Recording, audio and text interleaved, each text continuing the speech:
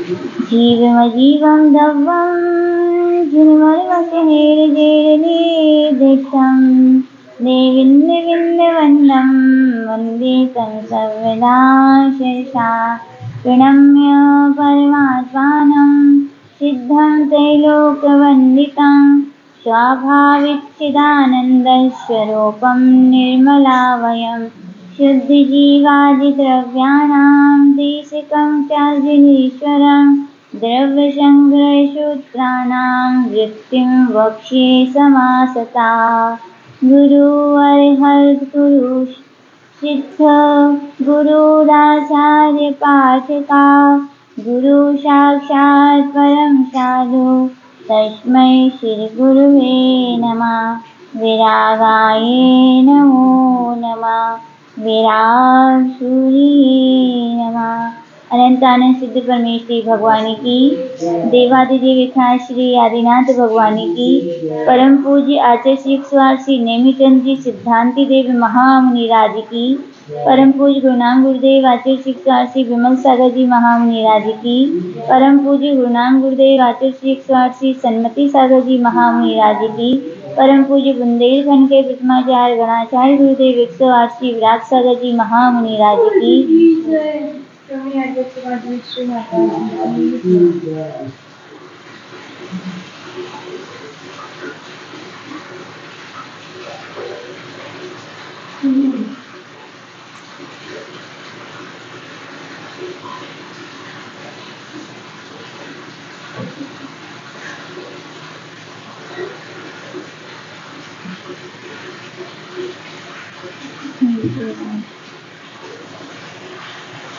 यहाँ पर हम सभी द्रव्यान योग के ग्रंथ बृहद्रव्य संग्रह ग्रंथ जो कि आचार्य श्री नेमिचंद सिद्धांति देव द्वारा लिखा गया है, उस पर आचार्य श्री ब्रह्मदेव सूरीकृत टीका कर यहाँ पर हम सभी श्रवण कर रहे थे। और यहाँ पर सम्यक ज्ञान, सम्यक दर्शन, सम्यक ज्ञान और सम्यक चारित्र का फल, जिसके लिए अपन आत्मा की शुद्ध अवस्था शुद्धोपयोग कहते हैं, उसकी प्राप्ति के लिए ही भव्य जीवों के लिए द्रव्यान योग के ग्रंथों का अध्ययन करना बहुत आवश्यक है। ऐसे ग्रंथ में हम सभी यहाँ पर अधिकार 1 की, गाथा 2 की संस्कृत वृत्ति टीका को श्रवण कर रहे थे। कल यहाँ पर अपन सभी ने पंच परावर्तन संस्कार के पहले भेद, जिसका नाम द्रव्य परावर्तन है, इसको सुना था। इसको शॉर्ट में अपन ये भी कह सकते हैं, द्रव्य यानी कौन सी द्रव्य, तो यहाँ पर द्रव्य से पुद्गल द्रव्य लेनी है। कौन सी द्रव्य लेनी है? पुद्गल द्रव्य, यानी इसका दूसरा नाम द्रव्य परावर्तन भी कहा जा सकता है। क्या कहा जा सकता है? द्रव्य परावर्तन। पुद्गल और किसे कहते हैं? तो पुद्गल की सीधी सी परिभाषा पुद पू प्लस गल, पुद्गल यानी कि पुरुष, यानी आत्मा के द्वारा जो बार बार गलित किया जाता है यानी भोग किया जाता है, वो क्या कहलाता है? पुद्गल।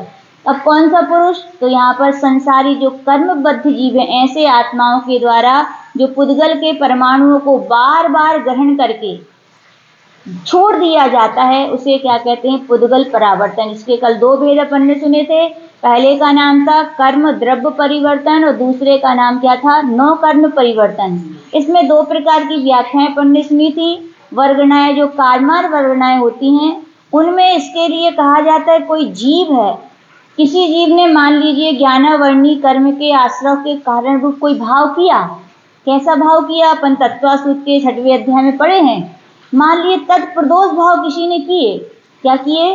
तत्प्रदोष भाव। जैसे ही भाव करते हैं तो कहा जाता है द्रव्य जो अपने जो कार्मान वर्गणाएं भरी पड़ी हैं, जैसे ही उन परिणामों का संयोग पाती हैं तो वे कार्मान वर्गणाएं कर्म रूप में परिवर्तित हो जाती है। किसमें परिवर्तित हो जाती हैं? अब कोई ये ना सोचे कि ज्ञानावर्णी के आश्रय का तत्प्रदोष भाव किए हैं तो केवल ज्ञानावर्णी कर्म बनेगा, तो ये नहीं। आगम में कहा गया कर्म भले ही, यानी कि जीव भले ही एक कर्म के योग परिणाम करता है, लेकिन बंध 7 का होता है। कितने का होता है? अब लोग को आश्चर्य लग रहा होगा, लेकिन कोई आश्चर्य की बात नहीं है। जैसे लौकिकता में अपन कहते हैं ना, भोजन तो अपन एक प्रकार का करते हैं, लेकिन धातुएं कितनी बनती है उससे? 7 प्रकार की बनती हैं। जब अपन ऐसे कर्णान योग के ग्रंथ यानी कॉमर्स आर्ट कर्मकांड जब पूज्य गुरुदेव ने पढ़ाया था, तो वहां पर बताया था एक प्रकार के भाव से बांधा गया जो द्रव्य बंध के यानी कि पुद्गल परमाणु जो कर्म है वे केवल ज्ञानावर्णी कर्म की में नहीं जाते, उसके भी डिवाइड 7 कर्मों में क्या है वो हिस्से। 8 कर्म इसलिए नहीं रहते क्योंकि कल बताया था आयु कर्म का बंध जीव हमेशा नहीं करता। तो एक भाव के द्वारा क्या किया, जीव ने ज्ञानावर्ण आदि 7 कर्मों के क्या किया, बंध किया। क्या किया, बंध। तो वे जो उनकी स्थिति थी उतनी स्थिति होने के बाद आधी समय बीतने के बाद वे ही कर्म परमाणु क्या होते हैं, जब उनकी स्थिति पूरी हो जाती तो वो क्या हो जाते हैं, निर्जीर्ण हो जाते हैं। क्या हो गए, ऐसे ही उसके निर्जीर्ण होने के बाद फिर जीव ने अनंतों बार यानी अनंत अगृहीत कर्म परमाणु को ग्रहण किया, अनंत मिश्र परमाणु को ग्रहण किया और अनंत फिर पुनः गृहीत किया। और फिर इतने समय बीत जाने के बाद वो ही जीव वैसे ही ज्ञानावर्णी के कर्म को बांधने वाले तत्व भाव को करे और पुनः जो कर्म परमाणु कालमार वर्गणाएं कर्म रूप से परिवर्तित होकर बनी थी, अब वे पुनः यदि बन जाएं तो उसे क्या कहते हैं, एक कर्म द्रव्य परावर्तन कहते हैं। 9 कर्म भी वही है, किसी जीव ने किसी परिणामों के द्वारा जिस 9 कर्म को शरीर आदि को ग्रहण किया और क्या किया, उनके जितनी स्थिति थी उतने तक रहे, फिर वे परमाणु बिखर गए। उसके बीच में उन्होंने अनंत और अनंतों बार आहार वर्गना के परमाणुओं को अगृहीत रूप से, फिर मिश्र वर्गणाओं को भी अनंतों बार ग्रहण किया और छोड़ा, और अंत में फिर गृहीत वर्गणाओं को भी ग्रहण किया और छोड़ा। उसके बाद आचार्य भगवान कह रहे हैं कि फिर वे ही पुद्गल परमाणु, कौन से, जिनको ग्रहण किया था वे ही पुद्गल परमाणु पुनः उन्हीं भावों को लेकर उसी जीव के द्वारा पुनः यदि बंध को प्राप्त कहते हैं तो उसे क्या कहते हैं, 9 कर्म द्रव्य परावर्तन। हमने कल बताया था दुर्लभ है, लेकिन ऐसे अपन ने एक बार नहीं अनंतों बार ऐसे परमाणुओं को ग्रहण किया और क्या किया है, छोड़ा है। तो कल अपन ने ये सुना था। आज अपन यहाँ पर क्षेत्र परावर्तन को समझने की कोशिश करेंगे। आचार्य कुंद देव ने अपने वार्षानुपेक्षा ग्रंथ के 26 नंबर की गाथा में इसमें समझाया है। सवम मिलोए खेते कंसो तन्नत्ति जन्य उपपर्णम ओगाहनेन बहुसो परिभ्रम दो खेत संसारे। कह रहे हैं जीव ने संपूर्ण लोकाकाश में एक ही ऐसा स्थान यानी कि प्रदेश नहीं है जहां पर यह जीव उत्पन्न ना हुआ और उत्पन्न होने के बाद मरण को प्राप्त नहीं हुआ हो, और क्रम क्रम से उसने छोटी शरीर की अवगाहना से लेकर जितनी की सबसे बड़ी अवगाहना है, ऐसे एक एक उसके प्रदेश को बढ़ाकर क्या किया है, उसने उस अवगाहना को प्राप्त किया है। कई लोग घबराते हैं, क्यों, बोले यहाँ नहीं जाएंगे। बोले क्यों नहीं जाएंगे सर? बोले यहाँ कोई खत्म हो गए थे। क्या हो गए थे? कोई खत्म हो गए थे। और आचार्य भगवान तो कह रहे हैं ऐसा कौन सा स्थान है जहाँ किसी जीव, तुम ही, कोई अन्य नहीं, ऐसा कोई भी स्थान नहीं है जहाँ पर अपना जन्म नहीं हुआ और मरण नहीं हुआ। हर स्थान मरघट है और हर स्थान क्या है, जन्म है। और कहा जाए अढ़ाई दीप की अपेक्षा से लगाया जाए तो मनुष्य लोक का हर एक स्थान क्या है, मोक्ष स्थान है, जहाँ से हर जीव क्या है, मुक्ति को प्राप्त हुए हैं। तो आचार्य भगवान कह रहे हैं इसके लिए भी अपन 2 प्रकार से समझ सकते हैं। आचार्य जी बोले थे एक स्वक्षेत्र परिवर्तन और एक परक्षेत्र परिवर्तन। स्वक्षेत्र में आचार्य जी ने ऐसे बताया था कि कोई जीव है वो छोटी अवगाहना को लेकर बड़ी अवगाहना, कोई जीव सबसे छोटा जीव अपने यहाँ कहा जाता है सूक्ष्म निगोदिया जीव। क्या कौन सा कहलाता है? निगोदिया जीव की सबसे छोटी अवगाहना होती है घनांगुल के असंख्यातवे भाग। कितनी होती है? तो इसमें कहा गया कोई सूक्ष्म निगोदिया जीव की जघन अवगाहना को लेकर उत्पन्न हुआ और आयु पूर्ण करके वो मर गया। पश्चात अपने शरीर की अवगाहना में एक एक प्रदेश को बढ़ाता गया, यानी घनांगुल के जो संख्यात विभाग थे उसमें एक प्लस कर दिया। क्या कर दिया? प्लस।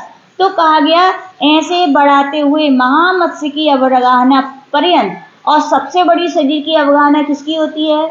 महामत्स्य की, जो स्वयंभू रमण समुद्र में रहता है, उसकी कितनी होती है? 1000 योजन लंबा जो होता है 500 योजन चौड़ा है। यानी इतनी अवगाहना अपन ने क्या की है, धारण की है। इस धारण करने को यहाँ पर स्वक्षेत्र परिवर्तन कहा गया। कहने का तात्पर्य, कई लोग शरीर के सोचते हैं कि क्षेत्र हम यहाँ उत्पन्न हो जाए, हमारा शरीर ऐसा मिल जाए, इतने ऊंचे हो जाए, इतने नीचे हो जाए। तो आचार्य भगवान कह रहे भैया, जितनी भी शरीर की अवगाहनाएं हैं, जघन्य से लेकर उत्कृष्ट अवगाहना तक तुमने अनंतों बार क्या किया है, धारण किया है। तो ये क्या कहलाता है, स्वक्षेत्र परिवर्तन। दूसरा आचार्य ने बताया था परक्षेत्र परिवर्तन। परक्षेत्र परिवर्तन में आचार्य ने बताया था कोई जघन्य निगोदिया जीव, वही है जो सूक्ष्म निगोदिया जीव है, उस जीव ने लोक के 8 मध्य स्थानों को अपने शरीर के 8 मध्य प्रदेश बनाकर उत्पन्न हुआ। आचार्य जी बोलते हैं सुमेरु पर्वत के नीचे 8 एक स्थान ऐसे होते हैं जहां पर उस जीव ने उनके लिए क्या बनाया, अपना मध्य बनाया। ये लोक के सबसे मध्य 8 स्थान कहलाते। कोई भी जीव अपने आत्मा के प्रदेशों को वहां पर क्या करता है, मध्य स्थान बनाता है। पीछे वही जीव उसी रूप से उसी स्थान में दूसरी बार उत्पन्न हुआ। पहले क्या हो गया, वहां उत्पन्न हुआ, फिर दूसरी बार वहीं उत्पन्न हुआ। इसी प्रकार कितनी बार उत्पन्न होगा, तो कहा गया निगोदिया जीव की जितनी अवगाहना है, कितनी है, घनांगुल के असंख्यात वे भाग प्रमाण जघन्य अवगाहना के जितने प्रदेश हैं, यानी कि उस अवगाहना के प्रदेश निकालो, जितने प्रदेश हैं उतनी बार उसी स्थान पर वह क्रम से उत्पन्न हुआ। कितने बार, यानी घनांगुल के असंख्यात भाग के प्रदेश निकालो, बहुत निकलेंगे, यानी कि उतनी ही अवगाहना को धारण करे, उतनी बार उस वहां पे उत्पन्न हुआ। और क्या, श्वास के 18वें भाग प्रमाण क्षुद्र आयु को भोगकर मरण को प्राप्त हो गया। पीछे एक एक प्रदेश बढ़ाते बढ़ाते संपूर्ण लोक को अपना जन्म क्षेत्र बनाया। कितने, संपूर्ण लोक, यानी कि अपन ऐसा लोक का कोई स्थान नहीं है जहां अपना जन्म ना हुआ हो। सिद्धालय गए कि नहीं गए अपन, बोले माती सिद्धालय तो जा नहीं सकते, सिद्ध भगवान नहीं, सिद्धालय भी गए। कई लोग आचार्य के पास आते हैं, आचार्य आशीर्वाद दे दो, बोले काय का, बोले सिद्धालय में जन्म हो जाए। तो आचार्य बोले भैया, सिद्धालय में जन्म होना एक अलग बात है और सिद्धालय जाना एक अलग बात है। सिद्धालय कोई गुरुओं के आशीर्वाद निमित्त हैं, लेकिन पुरुषार्थ तो आपको स्वयं करना पड़ेगा। जिन जीवों ने भेदा भेद रत्नात्रय की साधना करके शुद्ध आत्मा में अपना उपयोग तन्मय करके कर्मों का क्षय करके जो सिद्ध अवस्था पाई है, उन जीवों को सिद्धालय में गए हैं। लेकिन कई जीव ऐसे भी हैं, कौन से, निगोदिया जीव, सूक्ष्म निगोदिया जीव भी जब क्या करते हैं, वहां पर क्या है, ठसाठस भरे हुए हैं वहां भी, कौन, सूक्ष्म निगोदिया जीव। तो ऐसा कभी नहीं कहना चाहिए कि हे भगवान हमारा जन्म कहाँ हो जाए, सिद्धालय में। सिद्धालय तो पुरुषार्थ पूर्वक जाया जाता है, और ये जो जाएंगे वहां पर दोनों में बहुत अंतर है। कहाँ निगोदिया जीव अनंत दुख भोग रहा है और कहाँ सिद्ध भगवान अनंत सुख भोग रहे, दोनों में क्या है, बहुत अंतर है। तो आचार्य भगवान कह रहे हैं कि ऐसा अपने लोक का एक भी प्रदेश नहीं है जहां अपना जन्म मरण ना हुआ हो। कई लोग बोलते हैं साधक पथ के पथिक भी ऐसे वैसे नहीं कि हमें यहाँ जाना है वहां जाना है। एक बात की पता है, 2008 का बम्बई का चतुर्मास चल रहा था, तो चतुर्मास के बीच बीच में सब लोग बार बार आचार्य से आते थे, आचार्य बम्बई ये महानगर है, यहाँ का प्रसिद्ध स्थान है, क्या है, क्या है, हाँ सब समझदार, चौपाटी। बार बार बीच में 1 महीने हुए, फिर प्रार्थना फिर प्रार्थना, और जब लास्ट में हम लोग का बिहार होने लगा तो फिर वहाँ के अंकल लोग, भरत अंकल थे, फिर आके बोले आचार्य फिर पता नहीं साधु जीवन है, बम्बई कब आना हुआ, एक बार चल चलो चौपाटी। तो आचार्य बोले भरत भैया, ऐसी बम्बई जैसी चौपाटियां ना जाने इस लोक में कितनी हैं, और एक बार नहीं मैं अनंतों बार घुमाया।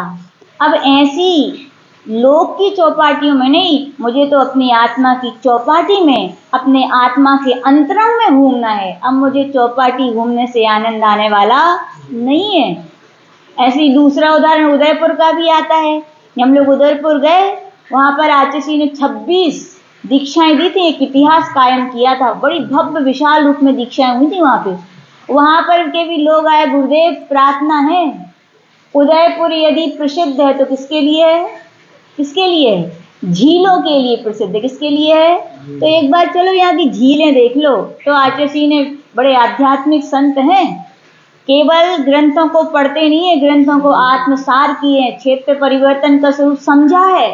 तो आचार्य बोले भैया हमारे यहाँ क्षेत्र परिवर्तन का जब वर्णन जब सुना कि भैया इस जीव ने ऐसा लोक का कोई क्षेत्र नहीं है जहाँ अनंतों बार जन्म मरण नहीं किया, घूमने की तो बात अलग है। बोले ऐसी उदयगिरी की झीलें तो हमने अनेकों बार देखी, अनेकों बार गए।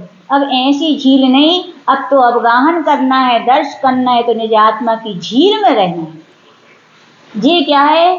संतों की संतत्व, संतों की साधना उनके वचनों से पता चलती है। वचन जब भी वचन योग होता है मनोयोग पूर्वक होता है, यानी उनके मन में ऐसा वैराग, क्षेत्र परिवर्तन के स्वरूप को सुनकर के जो ज्ञान जागत है ऐसे शब्द निकलते हैं। और भी है ऐसे, मैसूर गए वहां पर, तो वहां के लोग भी आ गए, आचार्य श्री वृंदावन गार्ड है, चलो एक बार देख लो पूरा संघ है। गुरुदेव ने फिर वही ज्ञान से पूरे अपनी बातें कही कि भैया ऐसे वृंदावन पार्कों में तो गिनती नहीं, इतने बार घूमे, अब तो आत्मा के पार्क में जाना है। कहाँ जाना है? जहाँ आत्मा के गुण रूपी पुष्प की सुगंधी भरी हुई है। ऐसे गार्डन में देखने की अब मेरी कोई इच्छा नहीं है, ऐसे गार्डन घूमने की कोई इच्छा नहीं है। ये कहलाता है सच्चा ज्ञान, ये कहलाते सच्चे साधक। आज के लोग देखो बैराग होता नहीं है, हमें यहाँ जाना है, एक बार वहां जाना है, वहां देखना है। अरे इतने विकल्पों में लोग जीते हैं। तो यानी कि अब भी सच्चा बैराग ज्ञान नहीं हुआ। उनसे कहना चाहते, हम नहीं कह रहे, कार्तिकी उपेक्षा में कार्तिकी महामुनिराज कह रहे, और शर्वार शुद्धि ग्रंथ में आचार्य पूज्यपाद महाराज कह रहे, और पूज्य गुरुदेव तो साक्षात समझा ही है कि भैया क्षेत्र परावर्तन का जब वर्णन सुनोगे तो ऐसा लोक का कोई क्षेत्र नहीं है जहाँ पर ना घूमे हो, ना जन्म किया हो, ना मरण किया हो। भैया अब नहीं गए तो कौन से क्षेत्र में नहीं गए?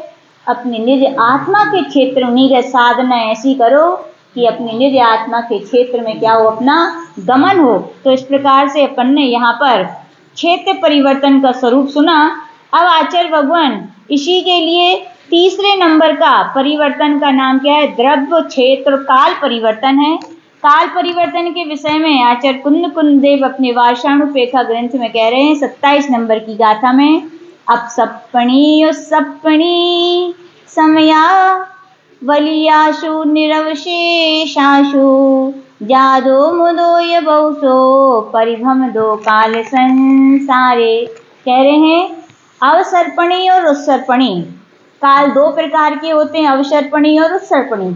अवसर्पणी आप सभी जानते हैं, जहाँ पर आयु, आहार, अवगाहना आदि जीवों की क्या होती है, घटती घटती जाती है, उसे अवसर्पणी कहते हैं। और जहाँ पर ये सब चीजें बढ़ती बढ़ती जाती हैं उसे उत्सर्पणी काल कहते हैं।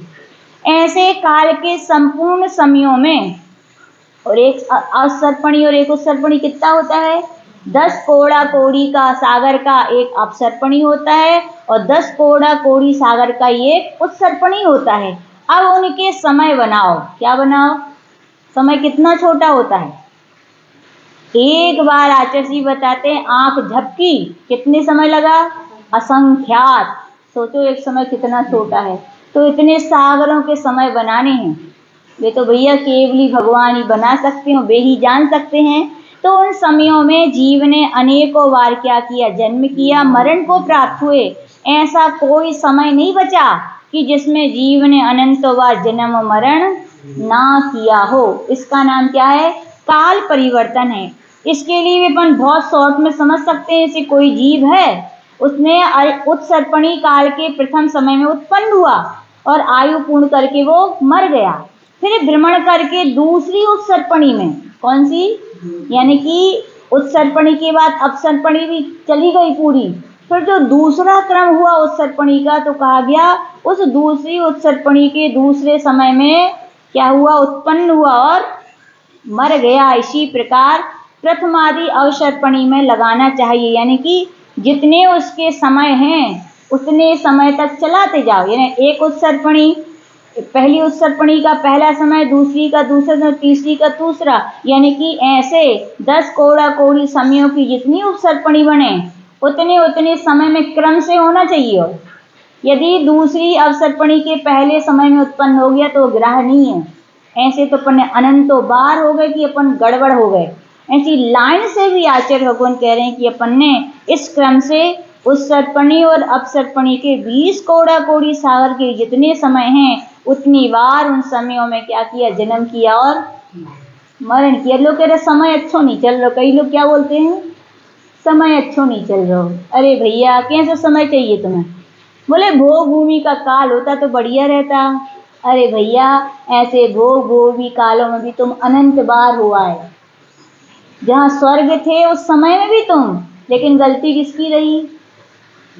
तुमने अपनी परिणति को परिवर्तित नहीं किया। समय के बदलने से आत्मा का कल्याण नहीं होता, परिणति बदलनी है। काल तो अपन ने अच्छे भी बुरे भी सब प्रकार के अपन को मिले। काल कोई अच्छा बुरा नहीं होता। जैसे जो जीव भाव करता है वैसे कर्मोदय आते हैं। पाप रूप भाव किए तो फल पाप रूप है। तो लोग कहते खराब समय चल रहा हो। अरे समय का क्या दोष? बोलो समय का दोष है क्या? समय का दोष नहीं है। समय तो जैसा है सो है। अपनी परिणति को सुधारना चाहिए, किसको समझना चाहिए। और ऐसा जीव जब पुरुषार्थ करते हैं तो फिर क्या होता है, सम्यक दर्शन की प्राप्ति होती है। सम्यक दर्शन की प्राप्ति होती है तो फिर इतने समय तक अपन को इतने काल तक संसार में भ्रमण करना पड़ता है क्या? नहीं करना पड़ता। यदि जीव को छायक सम्यक दर्शन हो जाए एक बार तो कितने समय तक? दो पूर्व कोटि प्लस 33 सागर और कम 8 वर्ष अंतर मुहूर्त। ऐसे कैसे कहा जाता है? मनुष्य की कर्म भूमियों में उत्कृष्ट स्थिति कितनी होती? एक पूर्व कोटि। और जीव 8 वर्ष अंतर मुहूर्त के बाद ही सम्यक दर्शन प्राप्त कर सकता है, उसके पहले वो प्राप्त नहीं कर सकता। इसी का कारण है कि महान मुनिराज लोग माता जी लोग 8 वर्ष के नीचे के बच्चों से आहार। लेकिन ये भी सिद्धांत नहीं बना लेना कि 8 साल के हो गए तो लो। यदि बुद्धि नहीं है, विवेक नहीं है, शुद्धि का विवेक नहीं है तो 60 साल के भी तो भी आहार नहीं देना चाहिए।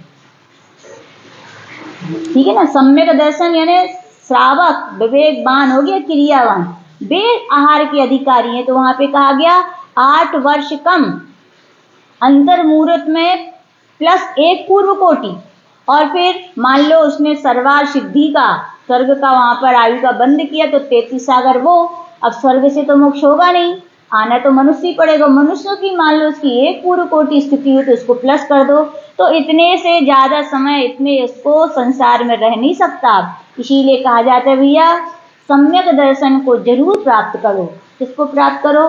सम्यक दर्शन को। तो यहाँ से यहाँ पर ऐसे काल परिवर्तन के स्वरूप को अपन को समझना चाहिए। चौथे परिवर्तन का नाम क्या है? भाव परिवर्तन।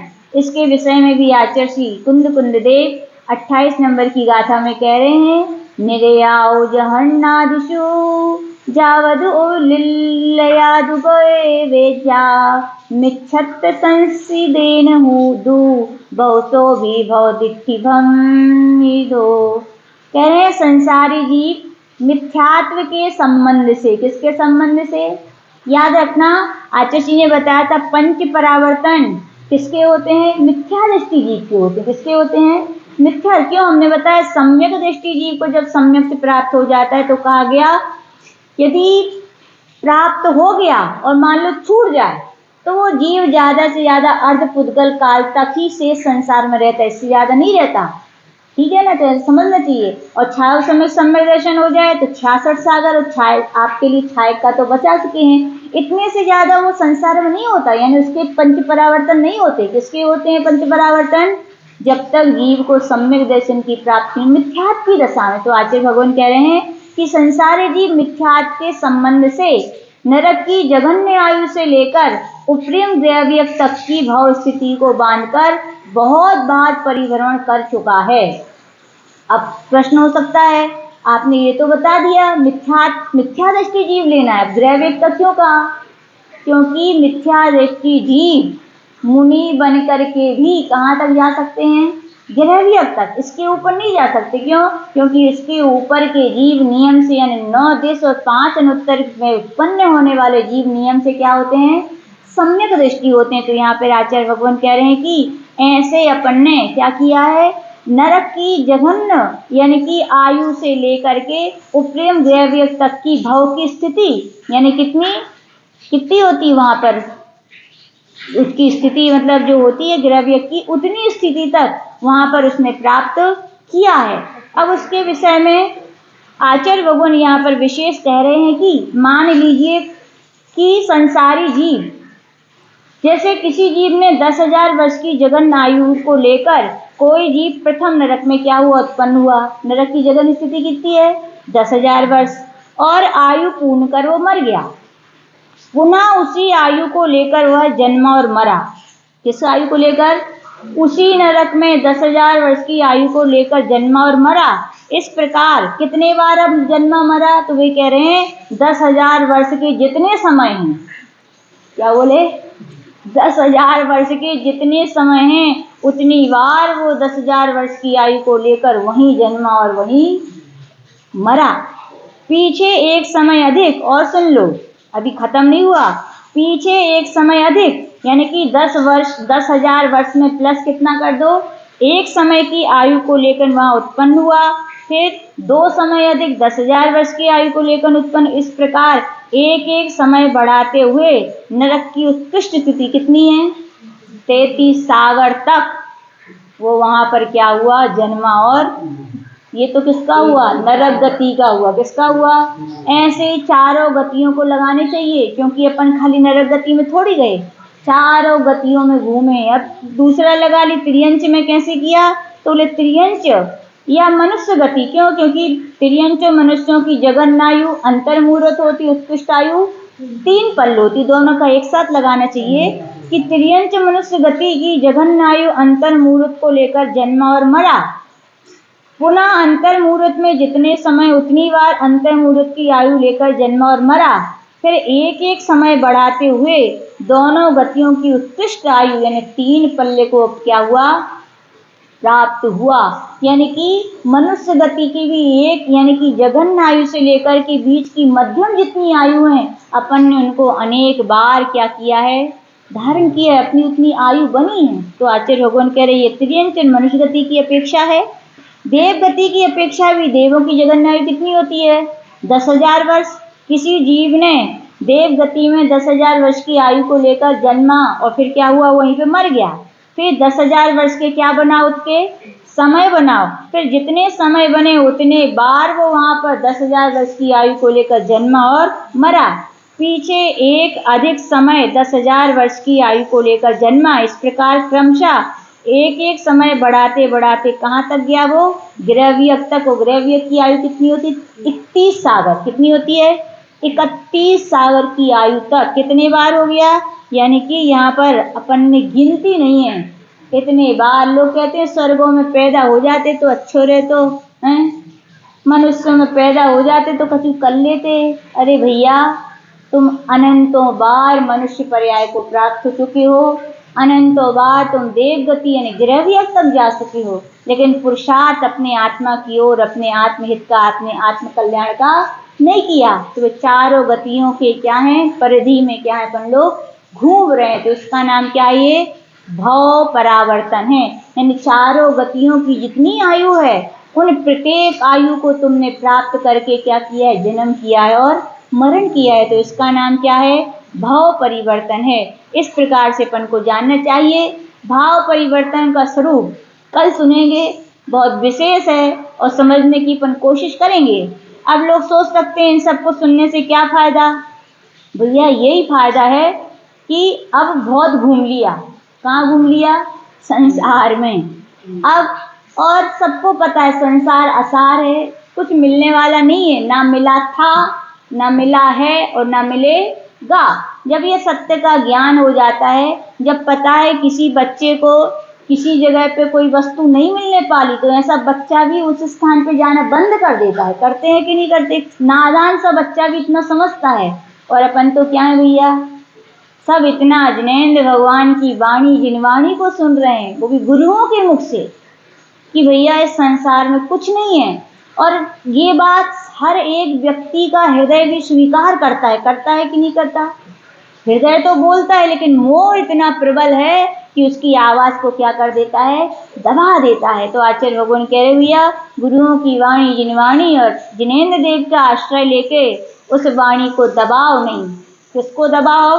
मिथ्यात्व को दबाओ, अज्ञानता को दबाओ और क्या करो, सम्यक्ति की उपलब्धि प्राप्त करो। जहां सम्यक्ति की उपलब्धि हो जाएगी तो क्या होगा, फिर सुख संसार की बाहर वस्तुओं में नहीं, कहाँ दिखेगा, कहाँ होगा, दिखेगा नहीं तो ज्ञान तो हो जाएगा, रुचि तो हो जाएगी, श्रद्धा तो हो जाएगी कि सुख कहाँ है, अपने आत्मा में है। चतुर्थ गुण स्थान वर्ती भी हो गए तो भी श्रद्धा तो हो जाएगी।